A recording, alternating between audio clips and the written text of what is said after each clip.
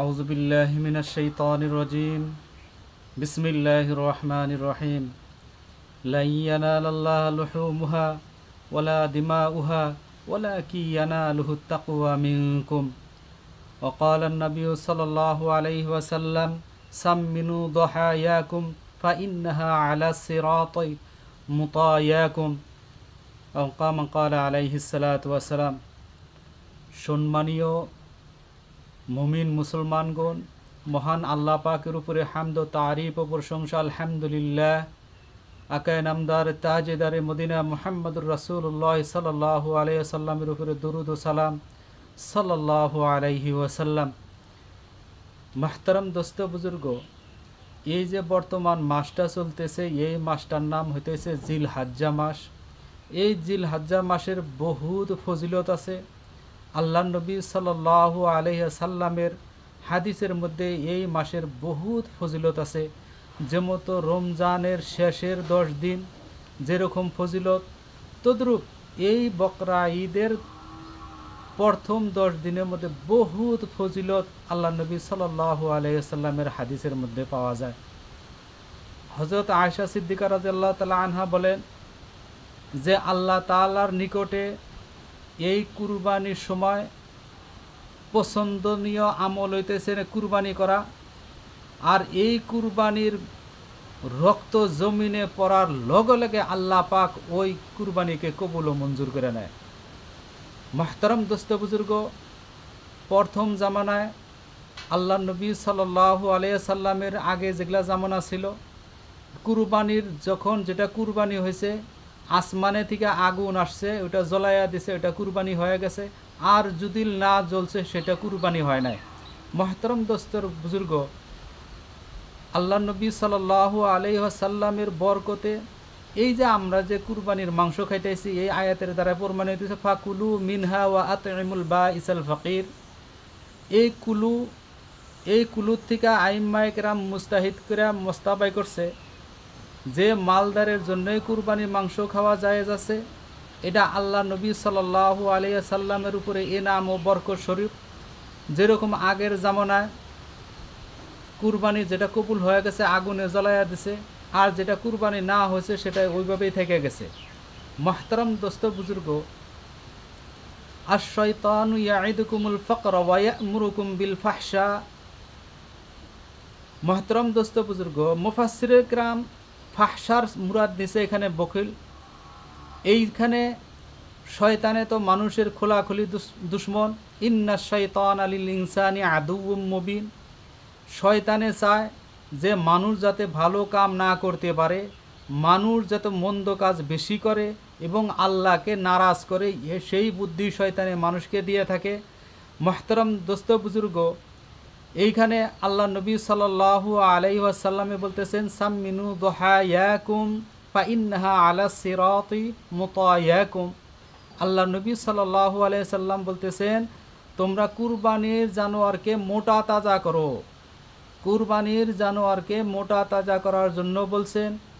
আর এইটাই কাল কিয়ামতের দিন ফুলসিরাত যখন পার হব, আর এইটাই সোয়ারি হয়ে যাবে কাল কিয়ামতের দিন ফুলসিরাত পার হওয়ার সময়। মুহতারাম দোস্ত বুজুর্গ, এইখানে আল্লাহ নবী সাল্লাল্লাহু আলাইহি ওয়াসাল্লাম জানোয়ারকে সুস্থ এবং সবল এবং স্বাস্থ্যমান জানোয়ারকে কিনবার বলছেন। আর এই কুরবানি ওয়াজিব হইতেছে আজাদের উপরে, মুসলমানের উপরে, মকিমের উপরে, আর যার মালের নেশাব হইছে তার উপরে, আর আকিল অর্থাৎ আকলমন্দ হওয়া লাগবে তার উপরে কুরবানি করাটা ওয়াজিব। যেরকম জাকাতের মধ্যে 1 বছর পার হলে জাকাত ওয়াজিব হয়, কিন্তু কুরবানির মধ্যে 1 বছরের কোনো শর্ত নয়।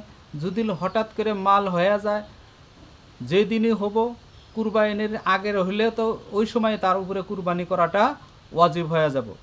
আল্লাহর নবী সাল্লাল্লাহু আলাইহি ওয়াসাল্লামের সাহাবা কেরাম রাদিয়াল্লাহু তাআলা আনহুম আল্লাহ রসুল সাল্লাল্লাহু আলাইহি ওয়াসাল্লামকে জিজ্ঞাসা করলেন ওয়াকাদ ক্বালা আসহাবু রাসূলুল্লাহ সাল্লাল্লাহু আলাইহি ওয়াসাল্লাম ইয়া রাসূলুল্লাহ মা হাযিহিল আযাহি।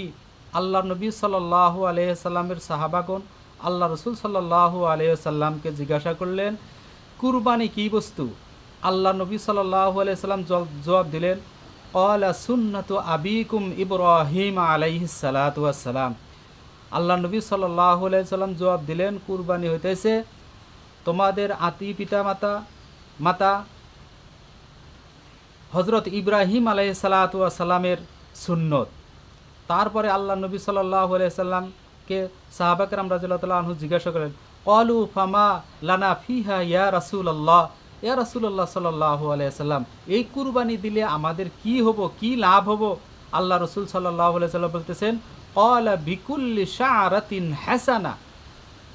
এই যে আল্লাহ রসুল সাল্লাল্লাহু আলাইহি সাল্লাম বলতেছেন, প্রত্যেকটা বালের বদলতে, রুম্বার বদলতে আল্লাহ পাক একটি একটি করে নেকি তার আমলনামায় লিখে দিবে।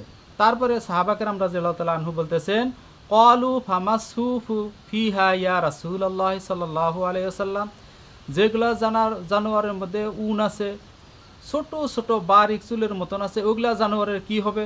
আল্লাহ রসুল সাল্লাল্লাহু আলাইহি ওয়াসাল্লাম বলতেছেন, ক্বালা বিকুল্লি শাআরাতিন মিনাস সুফ, যে এই যে ছোট ছোট রুম্বাগুলা যে আছে, এই রুম্বার বদলতে আল্লাহ পাক ওই বান্দার আমল নামায় লিখে দিবেন। মাহতারাম দোস্ত বুজুর্গ, আর একটা হাদিসের মধ্যে যেনারা কুরবানি না দেয়, মালে নেশাব আছে, অর্থাৎ তার উপযুক্ত সে কুরবানি দেওয়ার উপযুক্ত সে কুরবানি দিল না, আল্লাহ নবী সাল্লাল্লাহু আলাইহি সাল্লাম বলতেছেন, وقال النبي صلى الله عليه وسلم ما وجد ساعة لأن يضحي فلم يضحي فلا يحضر مصلانا। তে ওই ব্যক্তি জানি আমার ঈদগাহ নামাজ পড়ার জন্য মুসল্লায় যাতে না আসে। মাহতারাম দোস্ত বুজুর্গ, এখানে গুনাহগার হইল আল্লাহ রসুল সাল্লাল্লাহু আলাইহি ওয়াসাল্লাম এখানে বলতেছেন ওই ব্যক্তি জানি এই আমার ঈদগাহে নামাজ পড়ার জন্য না আসে। মাহতারাম দোস্ত বুজুর্গ, আল্লাহ তাআলা কোরআনের মধ্যে বলতেছেন, লা ইয়ানালাল্লাহু লুহুমুহা ওয়ালা দিমাউহা ওয়ালাকিন ইয়ানালুহুত তাকওয়া মিনকুম কাযালিকা সাখখারাহা লাকুম লিতুকাব্বিরুল্লাহা আলা মা হাদাকুম ওয়া বাশশিরিল মুহসিনিন।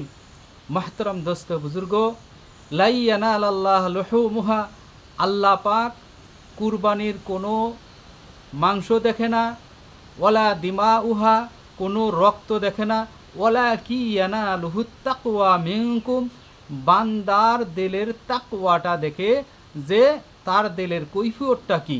মাহতারাম দোস্ত বুজুর্গ, এইখানে আল্লাহ পাক ওই বান্দার কি দেখবার চাইছে? তাকওয়া দেখবার চাইছে, পরহেজগারি দেখবার চাইছে। আল্লাহ তাআলা কোরআনের মধ্যে বলতেছেন, আল্লাহু ইয়াইদুকুম মাগফিরাতাম মিনহু ওয়া ফাযলা, আল্লাহ তাআলা রাস্তায় খরচ করার জন্য বলতেছেন, আর খরচ করার জন্য বলতেছেন। আর কোনো বান্দা যদি আল্লাহ রাস্তায় খরচ করে, ওই বান্দাকে আল্লাহ মাফ করে দেয়, আর তার মাল ও দৌলতের মধ্যে আল্লাহ পাক তরক্কি করে দেয়, অর্থাৎ উন্নত করে দেয়। আল্লাহু ইয়াইদুকুম মাগফিরাতাম মিনহু ওয়া ফাযলা, আল্লাহ রাস্তায় খরচ করলে আল্লাহ পাক মাফ করার ওয়াদা করে দিতেছেন, আর ওই মালের মধ্যে বরকত দিতেছেন। আল্লাহ নবী সাল্লাল্লাহু আলাইহি সাল্লাম একটা হাদিসের মধ্যে পাওয়া যায়, ইন্নাস সাদাকাতা তারুদ্দুন বালা ওয়া তাজিদু ফিল আমর। আল্লাহ নবী সাল্লাল্লাহু আলাইহি সাল্লাম বলতেছেন, দান করলে, খয়রাত করলে আল্লাহ তাআলা তার থেকে বালা ও মুসিবত দূর করে দেয়, আর তার হায়াতে তৈয়বা দান ফরমায়। মাহতারাম দোস্ত বুজুর্গ, এই যে 9 তারিখ আরফার, এই 9 তারিখে যদি কোনো বান্দা রোজা রাখে, আল্লাহ নবী সাল্লাল্লাহু আলাইহি ওয়াসাল্লাম বলতেছেন যে আমি আশা করি যে আল্লাহ পাক ওই বান্দার 1 বছরের আগে এবং 1 বছরের পিছনের গুনাহ মাফ করে দেয়। মাহতারাম দোস্ত বুজুর্গ, আর একটা হাদিসের মধ্যে পাওয়া যাইতেছে যে এই যে জিলহজ্জা মাসের প্রত্যেকটা রোজা 1 বছরের রোজা রাখার সওয়াব লাভ করবে, আর প্রত্যেকটা রাতের যদি ইবাদত করে, তাসবিহ তেলাওয়াত করলো, কোরআন তেলাওয়াত করলো, নাফল নামাজ পড়লো, জিকির আজকার করলো, সে যেন সবে কদরে ইবাদত করার সওয়াব আল্লাহ পাক ওই বান্দার আমল নামায় লেখা দেয়।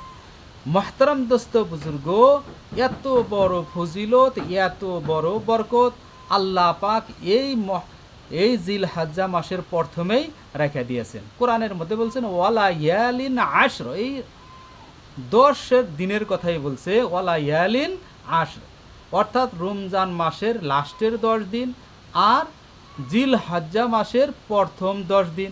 এই জিলহজ্জা মাসের প্রথম 9 তারিখের থেকে 9 তারিখ ফজর নামাজের পরের থেকে নিয়ে 13 জিলহজ্জা আসর পর্যন্ত বান্দার উপরে তাকবীরে তাশরিক পড়া ওয়াজিব।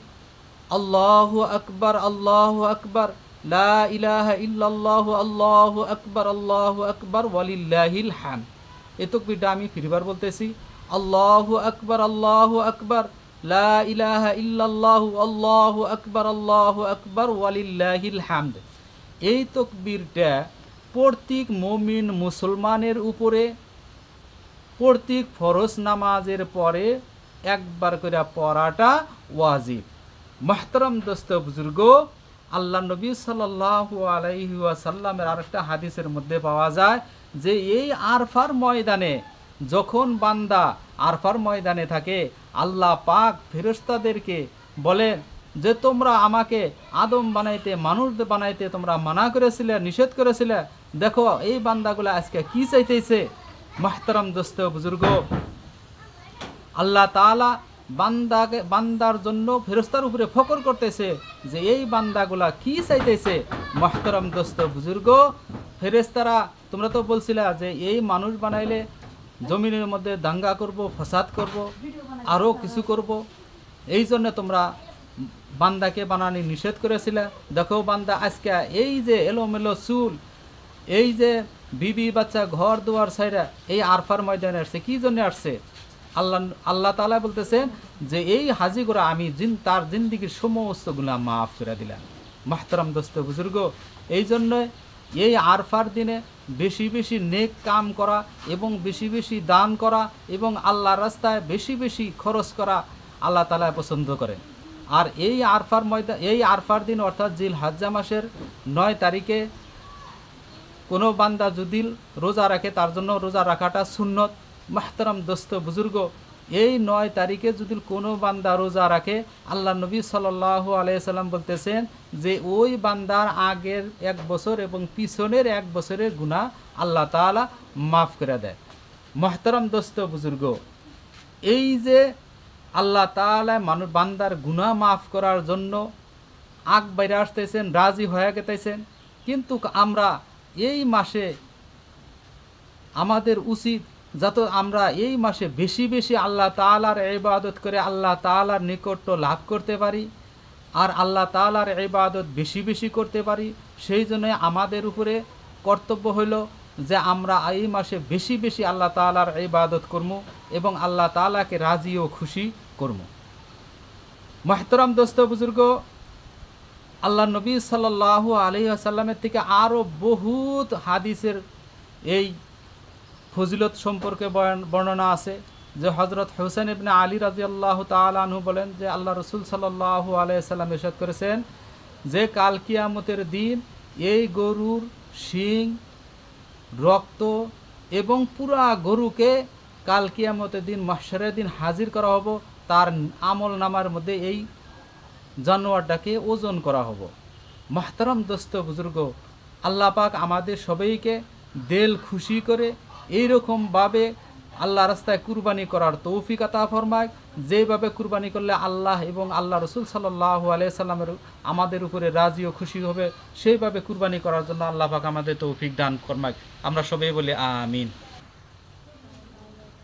মুহতারাম দোস্ত বুজুর্গ, আল্লাহ নবী সাল্লাল্লাহু আলাইহি সাল্লাম বলতেছেন যে আমার আগে যত নবীগণ আছেন তারা আরফার ময়দানে আরফার দিন অর্থাৎ 9 জিলহজ্জার মধ্যে এই দোয়াটা বেশি বেশি পড়ছেন, লা ইলাহা ইল্লাল্লাহু ওয়াহদাহু লা শারীকা লাহু লাহুল মুলকু ওয়া লাহুল হামদু ওয়া হুয়া আলা কুল্লি শাইইন কাদির। আমি দোয়াটা ফিরবার বলতেছি, লা ইলাহা ইল্লাল্লাহু ওয়াহদাহু লা শারীকা লাহু লাহুল মুলকু ওয়া লাহুল হামদু ওয়া হুয়া আলা কুল্লি শাইইন কাদির। হযরত হুসাইন বিন আলী রাদিয়াল্লাহু তাআলা আনহু বলতেছেন যে হুজুর সাল্লাল্লাহু আলাইহি সাল্লাম ইরশাদ করেছেন যে ব্যক্তি আল্লাহ তাআলার রাস্তায় কুরবানি করে দিল খুশি হয়া এবং কুরবানির মধ্যে সওয়াবের নিয়াত করে, আল্লাহ পাক ওই বান্দা দোজকের থেকে বহুত আর করে দেয়। মাহতারাম দোস্ত বুজুর্গ, হজরত আলী রাদিয়াল্লাহু তাআলা আনহু থেকে রেওয়ায়েত আছে যে আল্লাহ রসুল সাল্লাল্লাহু আলাইহি সাল্লাম বলতেছেন, এ ফাতেমা উঠো, যেখানে কুরবানি করাবো এখানে হাজির হও। কি জন্য? যে কুরবানি করার প্রথম কাতরা রক্ত জমিনে পড়ার লগে লগে আল্লাহ পাক তোমার সমস্ত গুনাহ মাফ করে দিব। আর মনে রাখো যে কিয়ামতের দিন কুরবানির রক্ত এবং মাংস সমস্তকে একত্রিত করা হবো, আর তোমার মিজানের পাল্লার মধ্যে ওই 70 হিস্সা কইরা হেরা বাড়ায়া হেরা 70 ভাগ কইরা আরও ওজন বাড়ায়া হেরা তোমার মিজানের পাল্লায় রাখা হইব, আর তোমার নেকি বদলা যাইব গা। মাহতারাম দোস্ত বুজুর্গ, আল্লাহ নবী সাল্লাল্লাহু আলাইহি ওয়াসাল্লামের আরও বহুত হাদিসের দ্বারা এই কুরবানির ফজিলত বর্ণনা হয়েছে। আল্লাহ পাক আমাদের সবাইকে কুরবানি সহি ঢঙ্গে করার জন্য তৌফিক আতা ফরমায়, আর এই কুরবানির খুলুসিয়তের সাথে আল্লাহকে রাজি ও খুশি করার জন্য কুরবানি করার তৌফিক আতা ফরমায়। মাহতারাম দোস্ত বুজুর্গ, এইখানে কুরবানির গরু যে গরুর 2 বছর লাগবো, আর ছাগলের 1 বছর, আর মহিষের 2 বছর। গরু মহিষ 2 বছর আর ছাগলের 1 বছর, আর কেউ যদি উট কুরবানি দেয় ওই উটের হইতেছে 5 বছর। মাহতারাম দোস্ত বুজুর্গ, আল্লাহ পাক আমাদের সবাইকে সহি ঢঙ্গে কুরবানি করার তৌফিক আতা ফরমায়। মাহতারাম দোস্ত বুজুর্গ, আমাদের মধ্যে কিছুগুলা মানুষ আছি, কিছুগুলা ভুল পরিচালিত কথা হয়ে গেছে যে বাচ্চার আকিকা দিছি, আর এই আকিকার মাংস বাচ্চার মায়ে খাইতে পারবো না, বাপেও খাইতে পারবো না, অর্থাৎ দাদা দাদিও খাইতে পারবো না, এরকম একটা আওয়াজ আমরা প্রায় সময় শুনি। এখানে মশলা হইতেছে যে কুরবানির মাংস তার বাপ মা দাদা দাদি নানা নানি অর্থাৎ সম্পূর্ণ মাইসেই খাইতে পারবো, কোনো জাতের অসুবিধা নাই। এই বস্তুটা আমরা সবাই মনে রাখবো। আর এই প্রশ্নটা প্রায় বেশি সংখ্যক আমার কাছে আয়া থাকে, বহুদিন জবাব দিলাম, আজকে ভিডিওর মাধ্যমে আমি কইতেছি যে আকিকার মাংস বাপ মা দাদা নানি অর্থাৎ সবাই খাইতে পারবো, কোনো অসুবিধা নাই ইনশাআল্লাহ। হযরত আয়েশা রাদিয়াল্লাহু তাআলা আনহা বলেন যে আল্লাহ রসুল সাল্লাল্লাহু আলাইহি ওয়াসাল্লাম ইরশাদ করছেন যে জিলহজ্জা মাসের 9 তারিখ অর্থাৎ আরফার দিন শয়তান এইরকম নারাজ হয়, এইরকম শর্মিন্দা হয়, এইরকম আফসুস করে, আর কোনো দিন এরকম আফসোস করেন না। কি জন্য? আল্লাহ তাআলা এই আরফার 9 তারিখ অর্থাৎ জিলহজ্জা মাসের 9 তারিখে অগণন জাহান্নামী বান্দাকে আল্লাহ পাক জান্নাতের ফয়সালা করে দেন। সেই জন্যে শয়তান এইরকম আফসুস করেন, এইরকম শর্মিন্দিগে হয় যে বান্দা বহুত ভালো কামের দিকে চলে গেতেছে। আল্লাহ পাক এই জিলহজ্জা মাসের 9 তারিখে অর্থাৎ আরফার দিনে বহুত মানুষকে, দোজকি মানুষকে আল্লাহ পাক নাজাতের ফয়সালা করে দেয়।